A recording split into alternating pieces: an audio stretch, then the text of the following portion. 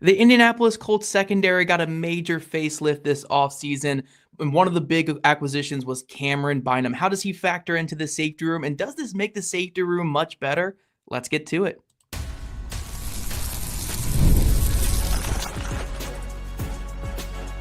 You are Locked On Colts, your daily Indianapolis Colts podcast. Part of the Locked On Podcast Network, your team every day.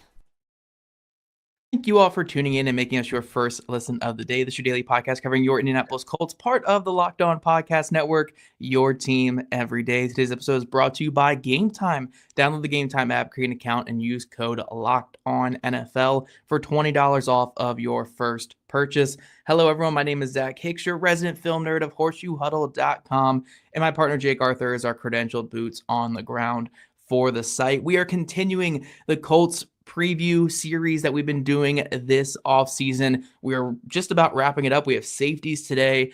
Tomorrow we have the offensive line, and that should be it for the entire safety, unless for the entire group, unless Jake wants to do a special. No, we're doing one on kicker, punter, and return specialists. We'll try. We'll break down the kicker competition, I guess, just to kill me in front of our listeners. But today we are talking all about the safety position. We're going to break down the starters, the key reserves, and a couple of the bottom of the roster guys that, hey, they might have a chance to make this team out of training camp. But Jake, let's kick it off with these two starters. I don't think this is going to surprise anyone when we say that Camryn Bynum and Nick Cross are in line to be the Colts starters this year. Camryn Bynum will play more of that free safety over top role. Nick Cross more of the strong safety and in the box. But I think we're going to see these guys shift quite a bit this season. It's not going to be as static as it was under Gus Bradley. Even if they are going to have their set roles, I think that we're going to see these guys rotate quite a bit because Camryn Bynum maybe isn't the ideal like Jesse Bates like safety that we all wanted the Colts to get this offseason. But if they weren't going to get that kind of guy, the next best thing is a guy like Bynum who's a playmaker who can play in the box, play over top, and kind of add this different dimension to your back end. So, Jake, what do you think about this safety duo? Yeah, I mean, for $60 million, you would hope that Cam Bynum is in line to be the starter. But no, I really like this tandem altogether. I try to think of comparisons for Bynum a lot, and I really don't think he's too dissimilar from Julian Blackmon, but where Blackmon was better as a strong safety and could wear a lot of hats, line up in the slot, move around a little bit.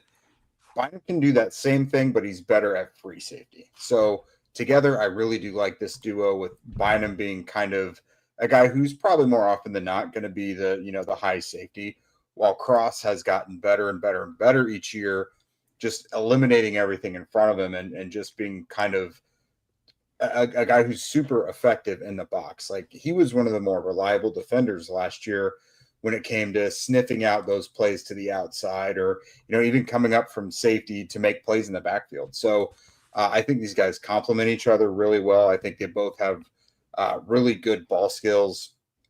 Cross was obviously a guy who was really raw coming in. What was he, like 20? He was like the youngest player in the league, I think, when they drafted him. Yeah. But I think his instincts have gotten a lot better. His tackling has gotten a lot better, which is good because those were major weak spots when he started. So overall, I really think this is a complete safety tandem that I think is really going to be able to thrive under a coordinator in Lou Anarumo, who is more of a fits his scheme to what his players can do rather than shoving the players into the scheme and trying to make it work. So these guys have a lot of talents, and I think he's going to be able to do a lot with them. Yeah, and I think that that's a great segue into my big talking point I want to make about these two safeties is what kind of defense do we see with Lou Anarumo with these two guys? Because if we look at how Anarumo used his safeties with the Cincinnati Bengals, if you go back 4 years to when Jesse Bates and then you had prime Von Bell. I guess that's the best way to put it is prime Von Bell, pre-washed Von Bell, I guess is the way that you do it. Von Bell. Right. Decent Von Bell. When you really look when he had that duo there in the early years of his tenure with the Bengals, it was basically what the Colts were doing with Blackmon and Cross last year, where no other safety touched the field. It was just those two guys. If they're healthy, they are on the field, two safeties only. We're not getting a third safety in the mix. But these last 2 years, post Jesse Bates, we have seen a more rotation at that safety spot. I think part of that is certainly due to just the quality of play of the safeties with the Bengals. You're going to rotate a player like Nick Scott or Washed Von Bell or Jordan Battle. You're going to rotate those guys a little bit more than you would rotate a Jesse Bates or Von Bell in his prime. So that could be part of it, but another part of it could just be that Anarumo has adjusted what he does defensively, and he likes to get more safeties on the field and also get more of a heavy rotation going there to keep guys fresh and for certain personnel groupings. So I think one thing that we'll see early in this season, Jake, is we'll kind of get a sense of how strongly he feels about Nick Cross, for instance, early in the year, because Camryn Bynum is not going to come off the field. You're paying him a ton of money. Obviously, Anarumo had a big say in bringing him here, but Nick Cross is the guy that's a carryover from the last regime, and we'll see how much he likes Nick Cross by how much that rotation happens, or if he just feels like Cross is more of a platoon player than an every down player like, again, Von Bell back in 2020, or Jesse Bates, obviously, his whole career, But I think we'll see kind of, I guess, his feel for this safety duo early in the season by how much he's rotating back there, because the last 2 years in Cincinnati, he's rotated quite heavily at the safety position, especially at strong safety, where Von Bell, Nick Scott, and what was the other guy? Oh, Jordan Battle. Jordan Battle. Yeah, Jordan Battle have all hit 280 plus coverage snaps each of the last 2 seasons. So those guys are really mixing and matching out there. We'll see if Cross is the first safety in a couple years for Anarumo that can hit more that 500 coverage snap threshold that he hit last year under Gus Bradley. I could see an avenue for that. Like you mentioned, he's the carryover from the last regime. He was not handpicked like Bynum was, but at the same time, I would not like it. I don't think you get better by taking Nick Cross off the field. Like, I understand He's not a perfect player, but he is a good example of a guy who, like, this is like the right version of what the Colts could have done with Anthony Richardson, for example. They were overly patient and made this kid develop and wait until he really got on the field. And he mostly only got on the field when they had to do it with injuries and whatnot, until he was ready last year when he won that spot. And now you can just clearly see he's getting better all the time. The biggest issues he had early in his career are no longer his biggest issues. And he's really been a bright spot and one of the most consistent players. Now, mind you, you don't usually want safeties making a ton of tackles. That usually means the opponent's ball is getting into the second, third level. But so many of the tackles he made, I felt like were inside 10 to 5 yards. Like, I thought they were quality tackles. So this is a guy with a real nose for the ball. I think he's starting to understand what he sees more. He's not being fooled quite as much, although on shorter stuff. I will say in coverage in the red zone, I think that's probably what I think is his biggest area of opportunity for growth, because we've seen a lot of miscues over the years, even kind of continuing into last year. But Bynum is a guy who probably going to play at least 1,100 snaps or so. That's going to be the guy that probably does not leave the field. And I will be interested to see if there's injuries elsewhere, like how that might impact him, because they've kind of trumpeted his versatility as well. And they've done that with Julian Blackmon in the past, but that was almost out of necessity because they had nobody else. Right. But I am very curious to see, like, if there are any injuries, if that adjusts what they do at all with Bynum. Yeah, and on top of that, I think when we're looking at this safety duo, I don't think the Colts have to be super rigid with these two compared to how Julian Blackmon had some versatility as well. But I think when I look at Camryn Bynum, I think of him more as like kind of how like a Malcolm Jenkins was used with the Eagles, where it's like, yes, Jenkins wasn't the fastest or the most explosive safety, but he was a really heady player, could make plays on the ball, could be physical in the run game. I kind of think of that type of mold when I think of a Bynum. So I do think the Colts can be a bit more versatile in the back end. Yes, you don't have like that, again, the Jesse Bates center fielder ability on the back end, but you get more of this player that can do it all for you. And we've seen Nick Cross, where I don't think he's the perfect free safety by any means. We have seen some high level coverage plays from him as that center fielder when he rotates back there on occasion. So I'm really curious to see the usage rate of these safeties, just in terms of overall snaps. Like, is it just a 1-2 punch with Lou Anarumo for the first time in 3 years? or is there a rotation there? And then on top of that, what does the center fielder snaps versus box snaps look like for these two guys? I have no doubts that Bynum will get more deep third coverage snaps than Cross will, and Cross will get more box snaps. But what does that disparity look like? Is it going to be closer than what we saw under Gus Bradley, for instance, where it was very clear what the two roles were? Are these two roles going to be merged a little bit more with two safeties that can kind of do both things at a pretty solid level?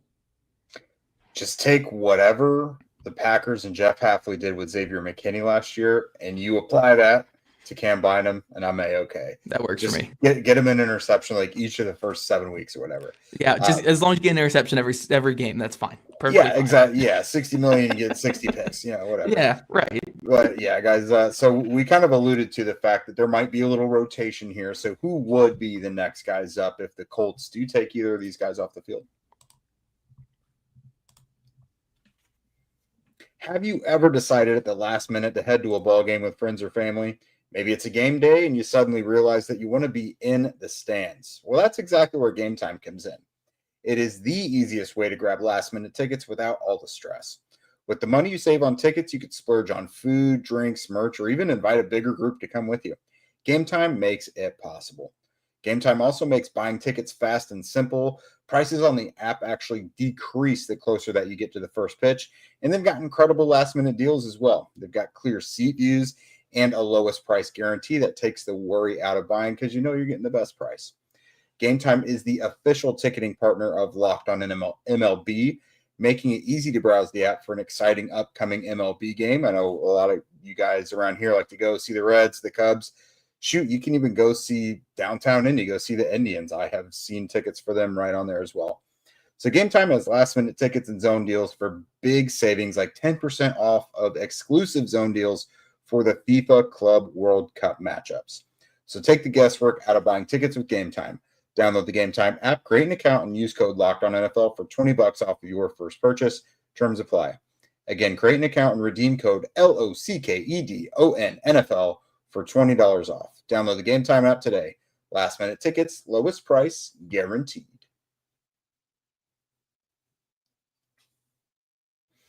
All right, Zach. So Lou Anarumo is dubbed the mad scientist. We've heard it from former players. DeForest Buckner said he sees exactly why. And part of that is how he uses his players and substitutes and puts them in the right positions. So you could see Nick Cross, Cam Bynum, and a third safety on the field, depending on whatever the situation is offensively. And the next guys up, logically so far, is Hunter Wohler and Rodney Thomas. So far, we've seen both those guys in the spring program come in and kind of take part as that third safety. Whether you move Nick Cross up into the box and to be kind of an extra linebacker, you can move Wohler in there to linebacker. It's kind of why they drafted him, to be that hybrid. Now, he's mostly been safety so far, but you can kind of do similar, like a diet Nick Cross, essentially. And then Rodney Thomas, if it's like an obvious passing situation, like third and long or so, that might be your guy right there. So when it comes to Wohler, when it comes to Thomas, you might see them be those guys with 200 coverage snaps. Yeah, I think the next man up in the safety room is going to be a pretty big deal this year for the Colts. Obviously, injuries are a big part of the NFL, so that's one case there. If there is a rotation at safety, like I mentioned in the first segment, then obviously the third safety is going to be a pretty big deal. And then also, let's live in a world where the two starters are healthy and they're playing pretty much all the snaps this next season. Let's live in that world, please. I love that world. Right, it would be great. It would be great to have that for once with the Colts. Even in that scenario, Lou Anarumo has mixed in some three safety looks the last couple of years, especially against like a Pat Mahomes, for instance. I think I charted the third downs against Mahomes the other day. Let me look at it here. I have it. They had like 10 third down plays against Pat Mahomes last year. I think 4 of them, they had three safety sets on the field. So 40% of the third downs against Pat Mahomes. And that's not even factoring like the 3rd and 1s and 3rd and 2s. They weren't going to have three safeties on the field for stuff like that. So long story short, they like to have three safety sets in their back pocket. It may only be used at like a 5% rate, but that's still a good chunk of snaps over the course of an entire season. So that third safety, even if it's only a handful of snaps, is going to have to be a guy that you can reliably put on the field during the season.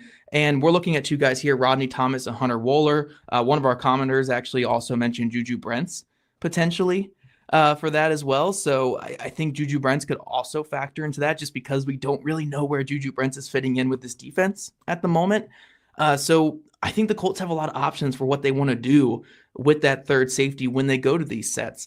You even mentioned too, Jake, that when you were watching minicamp, and trust me, guys, I'm not trying to say that minicamp is the most indicative thing of the regular season, but just watching minicamp, you saw three safety sets on the field. You saw Rodney Thomas coming in on a lot of third down looks. You saw Hunter Wohler getting in the box with two safeties over the top as well with the second and third team. So I think this is going to be part of the Colts playbook this next season on defense, and we're going to see multiple safeties on the field, especially on like third and long situations. So yeah, this extra safety is going to be a big deal. I think Thomas has the edge right now because I think they like Nick Cross moving to the box in these scenarios and being more of that hook defender. I think he's really good as a hook defender. But I think Wohler can also come in there and make a name for himself as well. It's going to be really interesting to see what happens here with these three safety sets because unlike last year, a guy like Rodney Thomas or a guy like Hunter Wohler may have to play real NFL snaps, where last year Thomas only had the one game where he really got on the field. And outside of that, it was only Cross and Blackman the entire year. Kind of bizarre that we've got a seventh rounder and Hunter Wohler here that we talk about as almost like a shoe-in for the roster, right? But right. He's got such a specific role that it's like as long as he just doesn't screw it up, I think he's probably got it. But I want to entertain the Juju Brents thing here for a minute because I do feel like I have been asked, individually here on the show, we've been asked about Juju Brents at safety a lot. And let's just entertain it for a second. I don't think they would move him to like a classic safety role, but think of like Quincy Wilson when, I forget, 2019, maybe, whatever year that was. Quincy Wilson, when they it wasn't nickel, it wasn't safety, but it was like designated big tight end coverage guy, essentially. Like it was some sort of hybrid role where if you're facing a Travis Kelce or like an Evan Ingram, some sort of tight end that could just cook from the slot, he was your guy that you could put out there. Maybe that's something they could do with Juju Brents. Yeah, now, again, it wouldn't be the star him. position in college. Like the star, it's not really used in the NFL as much, but like the star position in a way, yeah. Yeah, like Inamani Hooker, I guess. Like I'm trying to think of guys who get used in that versatile way in the NFL, and he's maybe one of them. But yeah, I don't think they would just line him back 20 yards off the ball like as a free safety or anything. But like for very specific matchups against an opponent, I think is maybe what they could do with him. Otherwise, he would just kind of be an occasional rotational player, I think. But yeah, I don't think he just will factor into the safety rotation at all, other than maybe that very specific role.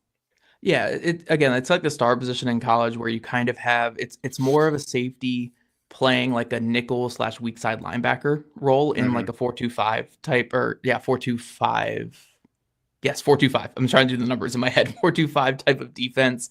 When you do go to that fifth defender, instead of it being a traditional slot corner, it's more of like a safety playing like a will linebacker type role. Kaiser White did that at West Virginia. Yeah, they were actually a 3-3-5, and the 3-3-5 was with that star defender.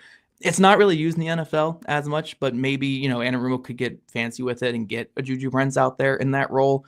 I don't really see it as the best fit for him because his tackling is good in space for a corner, but I don't really want him in the box there. I would just much rather prefer putting a guy like a Wohler in that spot or putting a Nick Cross in that spot where you get more physical play, you get more of that tackling prowess.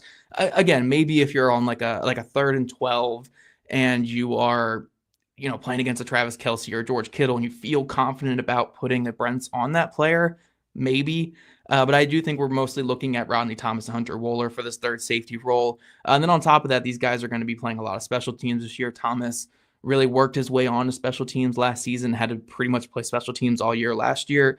And then Hunter Wohler just gives off special teamer vibes, he just the way he played in college, that physicality, that the ability to just fly downhill, very much special teamer vibe. So these two guys we'll see a lot of this season, even if it's not on defense. But I have a sneaky suspicion we'll see a little bit more of these guys on defense than what we saw last year from the Colts third safety. Yeah, because the two starting safeties, Blackman and Cross, were both 1,000 plus snap guys, so very limited rotation. But nonetheless, probably going to be a little more unique this year than what we're used to seeing.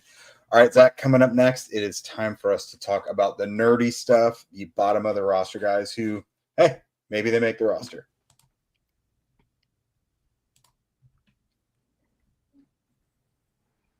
All right, it is Chris Ballard's Cinderella very first. Daniel Scott, the guy who has spent his first 2 years on injured reserve. Very unfortunate because you and I, he had some juice. You know, we were into it when the Colts drafted him. I think 5th round out of Cal, super athlete. We saw him as like a special teams demon with the potential to carve out maybe like a third safety role.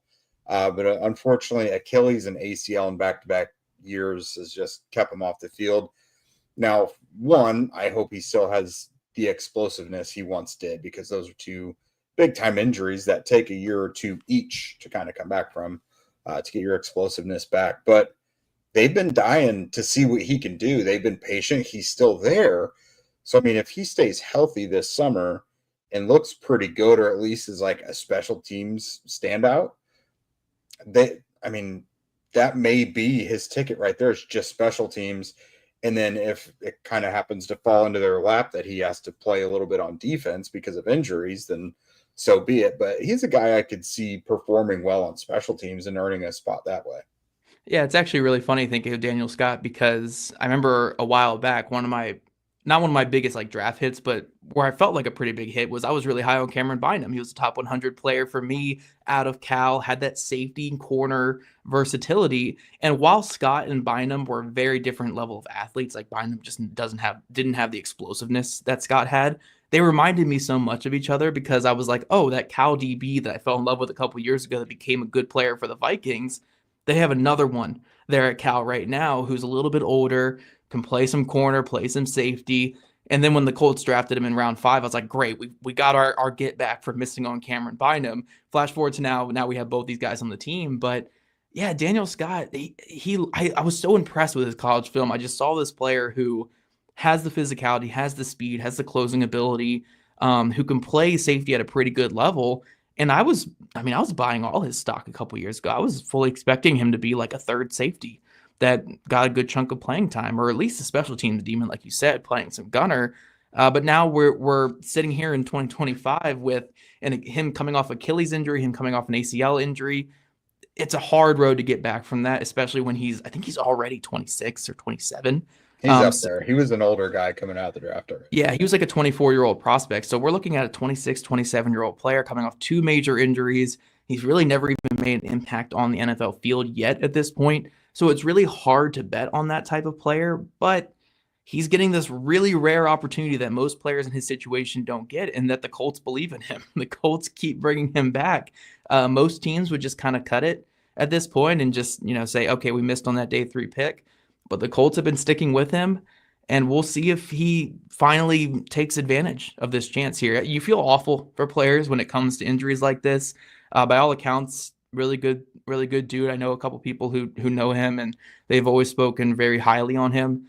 I want to just see him get a chance out there and stay healthy for an offseason, just for his own mental sake, getting on the field and just showing that he can get through an offseason. But I was very, very high on Daniel Scott. I really hope he can really show out this offseason, because his film was pretty good at Cal, and I still think that there's some skill there for him that can translate to the NFL. Yeah, I think if this was a relatively deep safety group, his chances would be pretty slim. Yeah. But Rodney Thomas he's not irreplaceable by any means. Like, he has been replaced in the starting lineup, literally. Wohler is not really a guy you're looking at to be a classic safety in either role. Like, he's got the hybrid linebacker. So there is room for a core special team safety who can give you something at the actual safety position. So that could be interesting. Our next guy is probably our favorite UDFA, I would say, Trey Washington out of Ole Miss. So this is a guy who free safety, strong safety, nickel versatility. Is that correct? He's a little undersized. He's got tweener size. He does, like, you don't look at him and say, oh, that's a strong safety or free. Like, he could do a little bit of everything, and had a decent spring. Like he broke up a pass in front of A.D. Mitchell in the back of the end zone on one day. So like I at least have a positive mental note about him from the spring. So we'll see what he can do. I mean, you had Aaron Brynildson, his agent, on for a segment one day, so we got a lot of good information there. But no, I mean, I think this kid's got a good chance. But again, if you're not going to excel in special teams, you have no chance from this position. Yeah, he's got as good a chance as any undrafted free agent's going to get, and that's a slim chance, but a slim chance you'll take it at this point. Just having a chance at all. I do think he has an outside shot to make this team. I think practice squad is probably more likely. Jamie Moore and a couple other people in the scouting department are very, very high on Trey Washington. So I think even if he doesn't make the team, I think scouting or the practice squad is certainly a spot for him. But yeah, I really like him as a player, just in terms of, in a world in college football where players are jumping around, transferring, and not really playing too much early unless they're like these top tier prospects. We saw a player with Washington where he stuck it out at Ole Miss for every single year of his college career. And he played a lot of football, like just a ton of football under his belt, playing some free safety, some strong safety. I really like him as a nickel. I know the Colts view him more as a safety. I like him as a nickel corner. But I think this guy can play a lot of different roles and wear a lot of hats. And if he can really show out on special teams, I think that there should be a role for him in the NFL. I think this is a rosterable player in the NFL, and it might take him some time, but I think he can get there.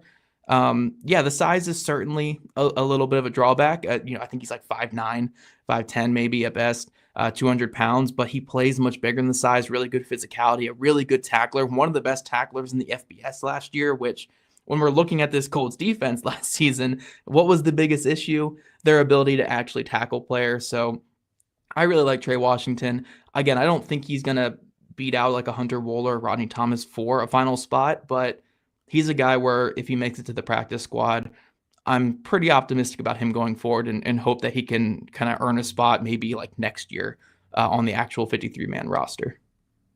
Last guy we're going to talk about, and this will be the best one of the group because we've talked about him the least, Ladarius Tennyson. I believe a one-time teammate of Trey Washington at Ole Miss. So Tennyson bounced around a little bit. He was at Ole Miss a couple years, then went to UCF. So I think they at least maybe crossed paths at Ole Miss briefly, but he is more of a in-the-box guy, closer to the line of scrimmage, strong safety linebacker type who can move into the slot a little bit against maybe your slower slots. But, he's definitely one of the players on the roster I know the absolute least about. I think I know more about Maddox Trujillo.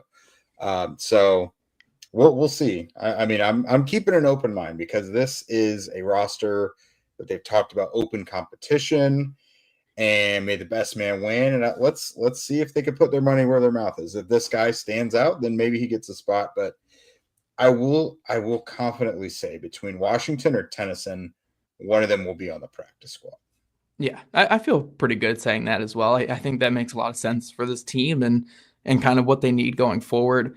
Tennyson is certainly one of the players in this series that I don't know as much about compared to others. But I'll be pretty confident in saying this, even though I haven't watched much of Tennyson. It can't be worse than the Michael Tootsie thing the last couple off seasons, where when Tootsie was so bizarre, Tootsie just kept coming back, and then every time he got on the field, I mean, he was getting toasted by, guys who probably wouldn't even make it in the UFL, And I was like, what are we doing here every off season? I remember when they first brought him in 2 years ago. You and I found that he was like the second oldest defensive back on the roster other than Kenny Moore, I think. Yep. Which is crazy because he was a UDFA. So he was like 26 as a UDFA out of North Dakota State. He played like 8 years there. But he's from Indy. I think he went to Warren Central. So yeah. Hey, look, Michael Tootsie might have been a teammate of Juju Brents, actually. Yeah, Michael Tootsie got to wear a Colts uniform for a couple off seasons. Really happy for him, but I'm glad they maybe elevated a little bit. Just getting a bigger, faster guy on the field is probably a better elevation than where it's been. So again, raising the bottom of this Colts roster, getting a guy like Tennyson in here instead of who they've had in the past. But we'll see how the competition breaks down at this spot. I'm really, really intrigued by safety going into the season because I am pretty high on Camryn Bynum. I think he's a high floor, just a really quality free safety to have back there. Nick Cross, I think, can have a breakout season. I think all the ingredients are there for a breakout season. And I have some reservations about Wohler and Rodney Thomas, but I think they can be perfectly fine in their role as well. So I'm curious to see how Lou Anarumo uses these guys and what really comes from the safety position in this upcoming season. But we want to thank you guys for making Locked On Colts your first listen today and every day. Now, for your second listen, check out Locked On NFL Scouting. As training camp gets closer and moves are being made, host Kyle Krabs and Joe Marino will make you the most informed NFL fan this offseason. Find Locked On NFL Scouting on YouTube or wherever you listen to your podcast. And if you guys want to come on Locked On Colts Insider and chat with us directly and get that insider scoop, follow the link in our show notes. If you don't already, make sure you're following at Locked On Colts, at Jake Arthur NFL, and at Zach Hicks 2, all on Twitter. Also, subscribe to us on YouTube, wherever you listen to your podcast. We love you guys' ratings, reviews, and make sure you catch us back here tomorrow afternoon, where I just nerd out for maybe an hour long about the offensive line. My favorite position group is up tomorrow, talking all about the Colts O-line.